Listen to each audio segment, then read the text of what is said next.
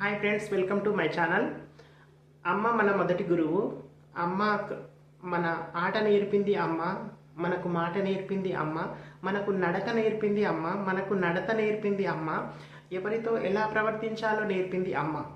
అట్లాంటి అమ్మ దగ్గర మీరు ఏదైనా విషయాలు దాస్తున్నారా? అమ్మకు చెప్పలేని పనులు మీరేమైనా చేస్తున్నారా?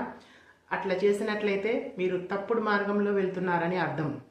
నువ్వు చేసే పనులన్నింటినీ, నువ్వు చేసే కార్యక్రమాలన్నింటినీ మీ అమ్మతో చర్చించి, అమ్మ నేను ఈ పనులు చేస్తున్నాను అని మీ అమ్మ దగ్గర ఆశీర్వాదం తీసుకోండి.